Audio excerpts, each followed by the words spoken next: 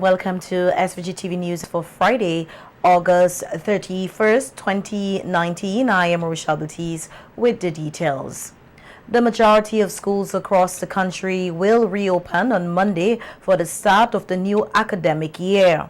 In a news release issued today, the Ministry of Education said that all schools will reopen as scheduled on Monday, September 2nd, except for 4 schools, namely the Georgetown Secondary, which will reopen on Wednesday, September 4th, the Calico Anakin, the Kingston Anakin, and the Park Hill Government School, which will reopen on Monday, September 9th.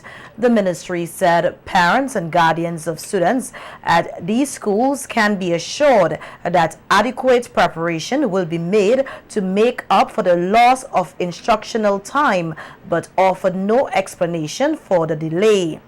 Over the last few weeks, the Buildings, Roads and General Services Authority, BRAXA, and other contractors have been engaged in an extensive school rehabilitation program. BRAXA had earlier stated that the work will be finished in time for the start of the new school year. However, SVGTV News understands that there are a few finishing touches that need to be completed on some schools, which may be the cause for the delay. At a recently held media conference, Minister of Finance Camila Gonzalez said the school rehabilitation program is a massive undertaking by the government, noting that in addition to the government's funding for the repairs of some 94 schools across the country, the central bank is expected to fund repairs to 9 schools, and under the BNTF program, major repairs will be carried out on 3 schools, namely the Calico Anakin School, New Grounds Primary, and Park Hill Government. Students of the Calico Anakin School are among those who will start the new school year a week later, and they will be doing so in a temporary facility at the back of the Anakin Church in Calico. Rector of the St. Paul's Anakin Church, Canon Ashton Francis, told the Education Media Unit that the Anakin community is happy to provide the accommodation of the temporary facility to house the students and staff of the Calico Anakin School. And so I am happy that we here in Calico can contribute towards this expansion project. And we know that the Anglican Communion has a rich legacy with regards to education in this country. And so we here at Calico, we are just adding to it at this particular time. And so we thank God for this opportunity. We thank Him for blessing us in such a manner that we can bless the entire community of Calico and the surrounding areas. And so it's for us to all get on board and support this project, because it is all about education and it's all about a brighter and better future for our young ones. Thank you. Canon Francis gave a brief synopsis of how the Anakin Church got involved in the project. A couple of months ago, the principal, Mrs. Smith, she came to me with the expansion project, and she also requested some assistance. And I told her that I would do some praying and some thinking and see what I come up with. The parliamentary representative as well, the Honorable Camila Gonzalez, did approach me with regards to assisting. However, I believe the idea really took root during the graduation ceremony here of the primary school in June, when I listened to the minister. He did mention that they are willing to construct temporary classrooms to house the children with regards to the project. And so I sat in my chair there and I pondered for a while, and before the graduation ceremony was over, I came up with the option of the car park and the area behind the church.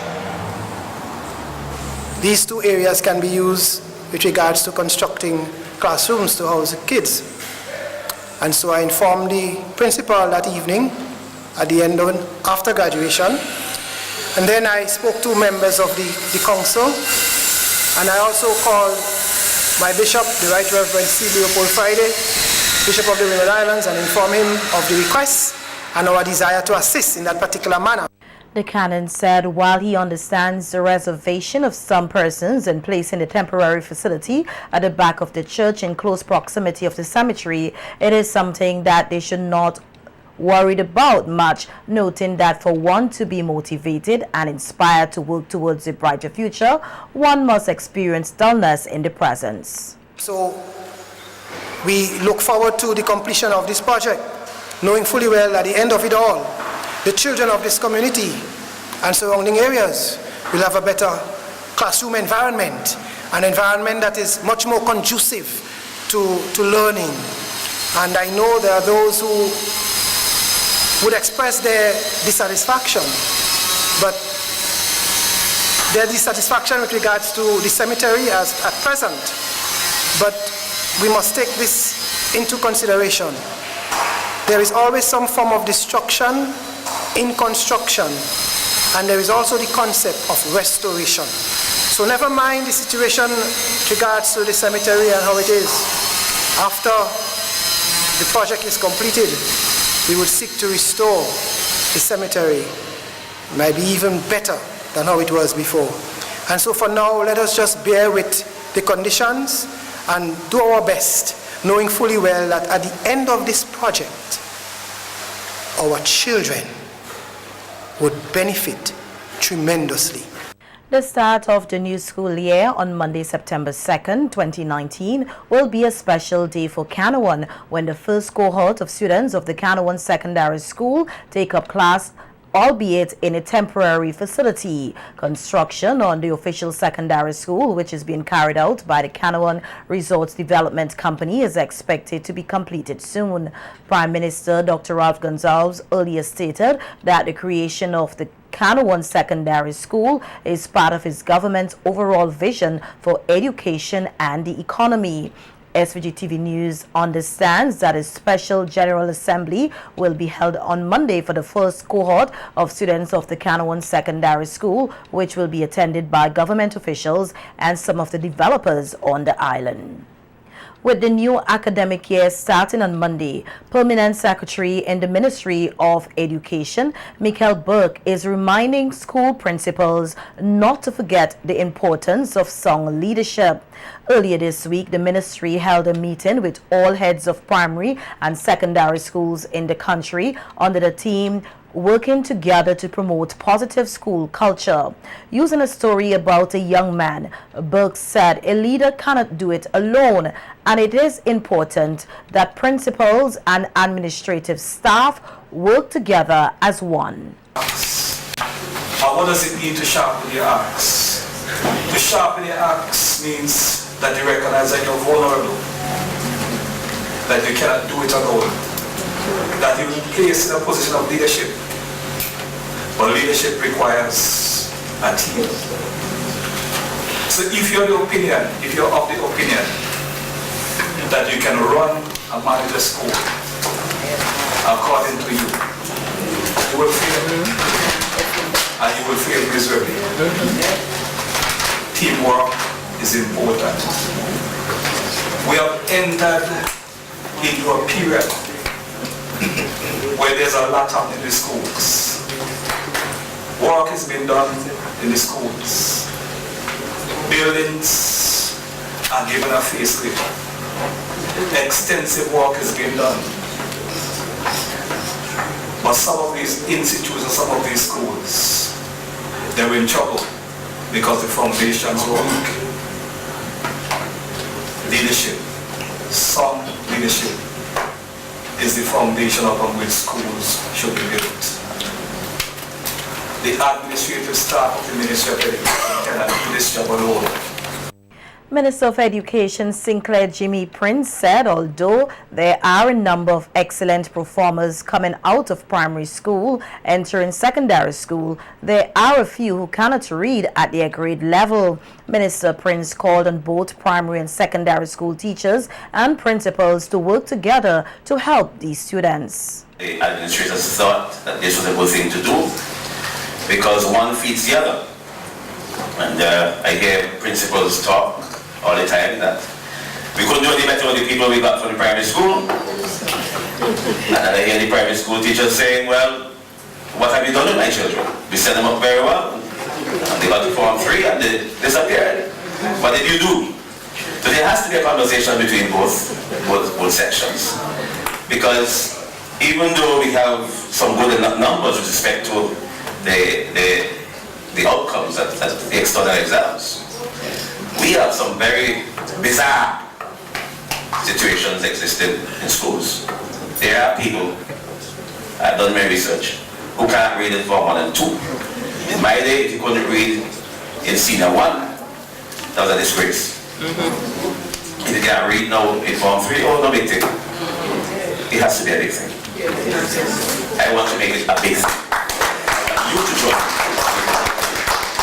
The Education Minister also noted that while the number of passes is important, it is equally important for students to be provided with the necessary guidance to become well-rounded citizens. So you can't tell them that when they reach the school where you ain't learn nothing, you ain't gonna learn nothing else. What do you tell yourself that you're creating as these children come to school? Good citizens, I hope. Not just somebody who's going to pass the exam. I know plenty of people who pass the exams talk a lot of foolishness. I hear them on the radio every day. Rank foolishness. And you wonder, which school did they go to? Who taught them? Who gave them directions? Did they ever read? And that brings me to literature. I hope all schools are doing literature. That's important. It helps with critical thinking. It helps to broaden your mind. I know they have tablets, and I know they have phones, etc. But they must read. Janelle Richards from Chapman's Village has been awarded the South Central Windward Award for Excellence for her performance at CPEA 2019. Parliamentary representative of South Central Windward, Saboto Caesar, handed over a check of $1,000 to Richards, who plays 43rd for girls and will be attending the St. Vincent's Girls High School at the start of the new academic year on Monday. Minister Caesar said that the constituency has been given out the Award of Excellence for 5 years now to the person who topped CPEA. I also want to use this opportunity to really show our appreciation as a constituency and as a community to all the teachers from the primary schools. I know that your teachers are working with you diligently over the years, and there are a lot of young persons who will be going into secondary school, some on to A-level college, and some from the constituency of South Central Windward even on to universities this year. I want to wish everybody all the very best, and again I want to congratulate you for your excellent achievement and obtaining the South Central Windward Award for Excellence at the CPEA level. And she will be receiving the sum of $1,000 because that's the award that has been given out over the last 5 years for the student who tops the CPEA exams in the constituency of South Central Windward. Again, thank you and all the very best. The Richmond Vale Academy received the prestigious Social Enterprise Award at a cocktail and award ceremony held last evening at the Young Island Resort, which marked the conclusion of the Caribbean Tourism Organization Sustainable Conference held here over the last few days. At the event, 8 tourism entities from CTO member countries were awarded for embracing sustainable tourism principles. Our news team caught up with representatives of the entities awarded, who gave some details about their sustainable initiative. I would say we would be one of St. Vincent and the Grenadines' most sustainable facilities because we are 100% on solar energy. We produce biogas to do breakfasts for the kitchen, and we also do water harvesting, and we are also growing a lot of our own food. Well, I think actually the push for organic farming is a big thing, because if we can grow food in a healthy way, we also protect our reefs. Chemicals are destroying the reefs. If we destroy the reefs, we are very prone to disasters. So, and the model garden projects that people are picking up on across St. Vincent is also a big other initiative, I think, that leads to this award. For us, tourism means a tangible value to conservation. And we run one of the world's only, I think it is the world's only giant otter rescue, rehabilitation and reintroduction program. And that is funded through our tourism efforts. And again, all of the work we do is focused on the inclusion of local communities, driving benefits to local communities, and preserving, protecting, and conserving our natural environment. We adopted Vendom School. The children were in a dome-shaped building for like almost 2 years. We raised over $250,000 to renovate the current school, put in playground, library. Also, we do a lot of initiatives for the local community like Day Pass, room specials, local room specials, and we encourage the locals to come and stay at the resort. Right, so you're encouraging the locals as part of a sustainability effort? Yes, and incorporating them as well, to educate them on, preserving the environment and climate change and all these things as well. Well, with our program, it's not actually just about sailing, it's about self-development and building confidence in our students and making them realize their true potential. It's a very short, intensive program which is very much life-changing. So there's sailing and a hell of a lot more going on. I think what also maybe sets us apart is a little bit about how we've linked youth development, unemployed youth, marginalized youth with the tourism industry and the marine sector. So we're benefiting a lot of people by bringing them all together under one experience, which is taking unemployed, marginalized youth, giving them the skills to get involved in the marine sector and therefore making St. Lucia a better place to visit for sailors and for tourists who want to get out on the water. They're going to have a much more authentic experience. Meanwhile, Chief Executive Officer of the SVG Tourism Authority, Glenn Beach, said there were a lot of positive feedbacks coming out of the conference. The sessions held during the conference were designed to highlight issues relating to sustainable tourism, which include the promotion of community-based and ecotourism. Speaking with our news team at the cocktail and awards ceremony at the Young Island Resort last evening, Beach highlighted some of the sessions which garnered much attention from the local and regional delegates. CTO has made the claim that they've never seen a team like the tourism authorities take so much detail, make so much into the preparations for it. So I'm happy. I think it started off very well, especially with the Prime Minister's speech. I thought he was, he went into details. It was a historic lesson, bringing in tourism into it. And then as we went along, it got better. And today at the ambassador's speech was amazing. Minister Gonzalez also was very passionate about climate change and the environment and sustainability.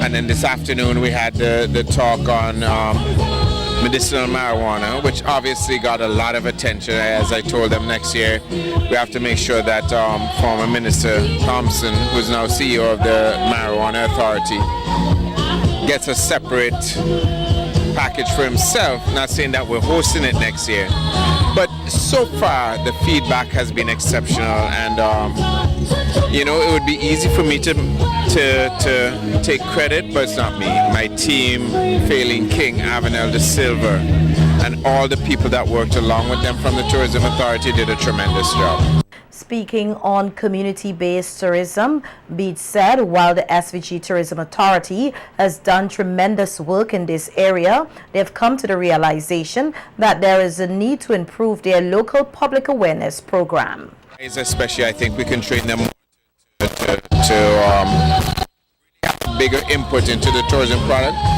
One of the things that caught my attention today, and it's not to put a negative spin on it, I heard comments today from some Vincentians on certain things, and it is obvious that they did not know what we were doing from the Tourism Authority, what the Ministry was doing, what National Parks and Rivers were doing in terms of out there. And I think we probably need to do a better job of local public relations to let them know. Because, for example, staycations, the comment, oh, Grenada's is. And I'm watching the press, but obviously you haven't been listening to the news, probably just listen to some of the gossip radio stations in the morning who really don't have the facts, which is all about listenership. And so we probably need to do a better job of our public relations in terms of getting the word out there in terms of what we do. Beach added that while tourism numbers are up, the SVG Tourism Authority will continue to put in the work to build on these numbers. Our aim is to have a good relationship with all stakeholders that will benefit the people of St. Vincent and the Grenadines and the country on a whole. So we'll continue to do that. Congratulations to Richmond, the Academy, but we need to push on. For example, this conference, as well as it has gone, in my opinion, if we were to host it again, we need to surpass this. Our tourism figures are up by 6.6% overall, and that's great. It's excellent. But guess what? I'm not satisfied with it. We need to push it. Get it up there, more people. And the announcements were made last week by Minister Gonsalves of 1,100 new rooms. That is hugely beneficial to us in terms of pushing forward and marketing in the right direction. The new EC $20 polymer banknotes are now available in SVG. A news release from the Eastern Caribbean Central Bank says the Bank of St. Vincent and the Grenadines and Scotia Bank were the first two banks to be issued with the new $20 polymer banknotes. This joins the $50 banknotes issued in July. The EC polymer notes are made from a thin, flexible, and transparent plastic material. The central bank says the notes are cleaner as they are more resistant to dirt and moisture, more secure as they are more difficult to counterfeit because polymer allows for the inclusion of advanced security features. It says they are also stronger because they are much more durable than paper and are difficult to tear. The bank is reminding the public that the EC polymer notes and the paper notes will co-circulate, and in conducting business, persons may receive both the EC polymer and paper bank notes. The Fire Department of the Royal St. Vincent and the Grenadines Police Force is investigating the circumstances surrounding a fire which gutted a wooden house in the Sign Hill area today. Reports indicate that the fire started sometime before midday and burnt the structure to the ground. SVGTV News caught up with the house owner, Garnet Blackett, who said he has no idea how the fire got started as he was not at home at the time. Well, I was down the road this morning after working as usual. I was a cat sometime. I put a cat in the cat, man. And a guy who lived next door on the other side of me called out to me as I was onto the gallery stand and asked me if that smoke up there coming from by my house. So when I come out on the outside in the crane and I look up, I see the smoke coming from the direction. So I see that to be my house. So I run from down the road and come up with speed until when I reach the young lady who live up on my neighborhood, I come there and see everything down gone already. But it was up yourself and things. I come up and everything gone, everything just gone, everything beside my house is gone. Okay, do you think there's anybody you could appeal to, for a little assistance, considering you've lost everything? Not sure? Not sure. The house owner was brought to tears as he explained he has lost everything. I was practicing for a keyboard, but I will take it out my foot sometime last year before I already paid for it already. So I go to church sometimes, so when the church have a keyboard, so they have nobody to play it, so I just practice on it sometimes. So I bought one so that I can get more practice with it when I get home. So I was playing this morning, I can't remember if I take out a keyboard from unplug it when I finish. Complete. Watch me. I Tonight don't have that and last to be night real is factor. third night. But I lost everything, my keyboard, I lost my weed, I have the weed whack, I lost it. I had a boom box, a big boom box, I lost my wood box, I lost my 30-inch television, I lost my fridge, I lost my electric iron, I lost everything that I had, my radio, all my clothes. I had money inside of my house, what I used to have still over $2,000, everything gone. Yes, we'll start today.